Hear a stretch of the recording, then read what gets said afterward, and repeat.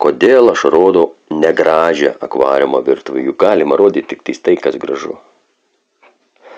Kodėl aš rodau akvariumą, kuris visiškai stipriai nukirtas, atrodė stagarai šabakštyną?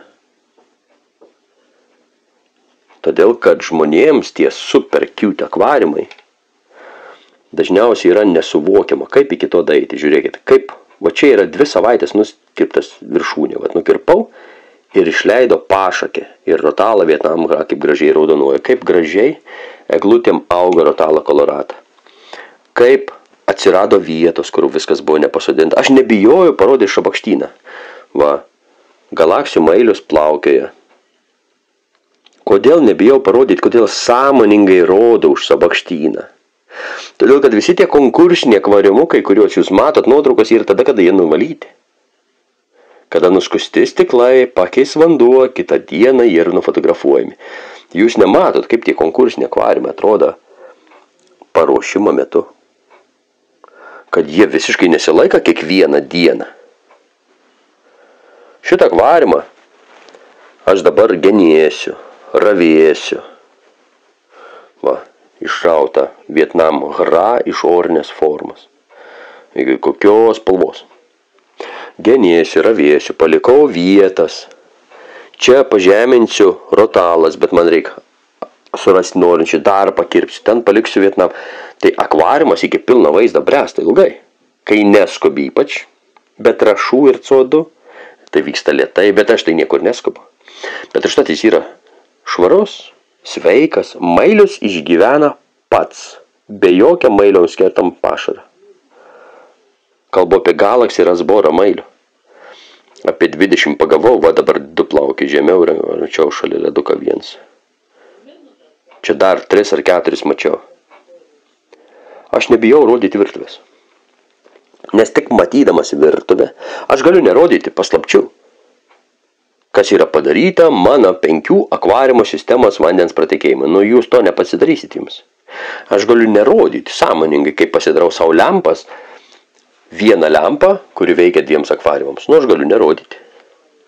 Nes jūsų akvariumai nestovi toj pačioj vietoj. Jūsų akvariumai neturi tos pačios sistemas, tai jums gal nereikia. O tiems, kas pramoniškai nori pramoniniu būdu daryti, tegu galvoja, aš už paprovokuoti. Bet aš rodau negražius akvariumus tam, kad matytumėt kaip virtuvė vyksta. Kad suprasti procesą. Ir žmonėms atrodo, kad wow, vienas yra akvariumas fancy, labai brangus. Ir moteriškė sako, wow, akvariumą turėti labai brangu, o kiti laika pelkę. O galima turėti nei taip, nei taip. Žiūrėkit, čia dar 2 prakutę paaugliukai jau nusileidė į apačią galaksiukai. Bucės ant pagalę pririštas. Krevietkas. Šits telefonas netgi per daug diafragmą atveria. Aš nebijau rodyti virtuvės ir rodysiu ją. Negražius akvariumus, nes gražus akvariumai užauga proceso metu. O procesas ne visada yra gražus. Aš nebijau jo. Parodžiau, kaip visi augalai sumesti. Dabar turiu viršūnės, kurių spalvingumas yra beveik 2 negu jūs matote telefone. Jūs yra žymiai sodresnės tos raudonos. Telefonas nenufilmuoja taip, nu vat nepagauna. Galiu filmuoti su veidrodiniu, bet daugiau apdirbti tingiu. Tas pats didžiajame akvariume. Vat susodinau augalus iš orinės formas. Pažiūrėkit, kokie fantastiniai lapai skleidžiasi savaitės bėgy. Va, orinė rotala. Pink lapukai. Liudvigės kaip. Jos čia plūduriavo porą mėnesių. Žiūrėkit, liudvigės pašakės leidžia. Bujoja. Šitame akvariume be vandens yra tik kvarcinis smėlis, švarus, naujas. Jokių trąšų pogrundžio, nieko. Jokia CO2. Augalai eina iš proto. Kodėl? Vandenį keičiu. Ir yra mažai žuvų, mažai krevečių, mažai nėra kam rūkti. Čia yra dar daug nesusodintų augalų. Vis. O dar dėžės nesusodintų švarių augalų. Nes netelpa. Nėra kur susodinti. O čia Hierofilas polispermas. Stiebas. Toks. Vat viena šaknis buvo. Palikau plūduriuoti. Pažiūrėkit, kokius lapukus išaugo. Išleidu. Paviršių plūduriuojantis. Viskas, turiu 2 naujus daigiukus. Pasodinai, mėnesiuks turi sprindį. Pažiūrėkit, kaip filtras sroviai banguoja, raibuliuoja rotalas. Be trąšų. Aš esu pardavėjų priešas, suprantat? Reikia pirkti birzgalus. Reikia pirkti lempas. Reikia viską.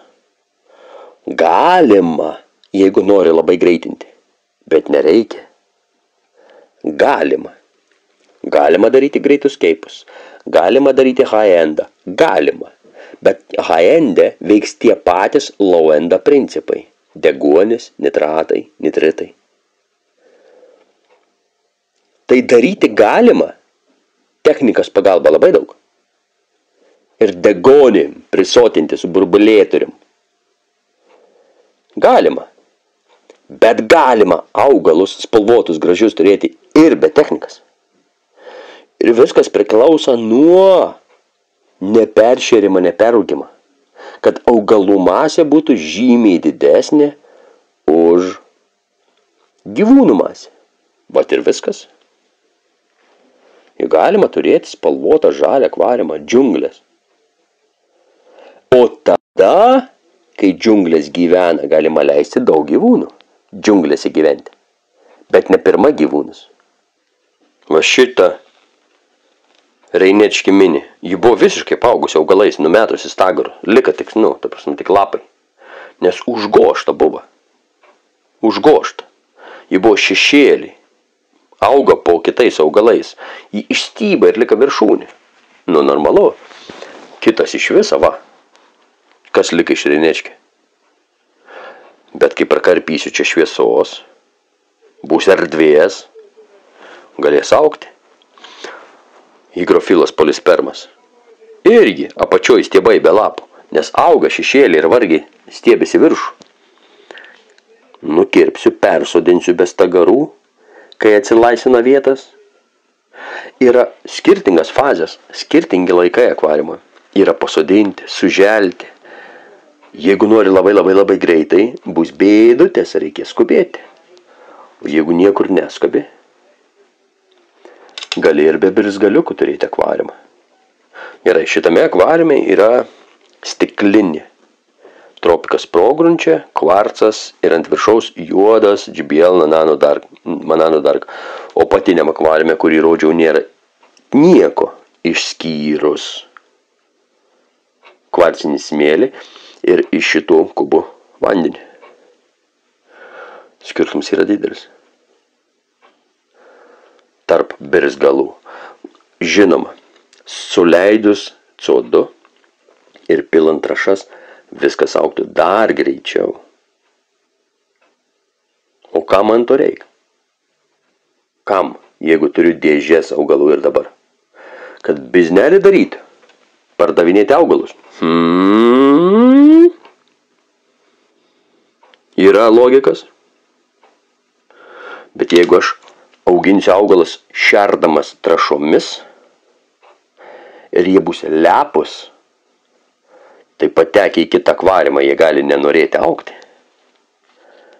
nes jiems bus sunkias sąlygas.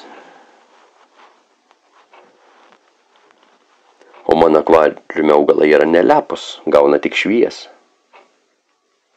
Ir vandenį. Ir šitame kube šiek tiek pogrunčio. Temperatūros šiuo metu viršutiniam kube 24 laipsniai. Viskas, baigiu savaitgalio reportažą. Tingiu ginčyti su troliais, šitai kelsiu.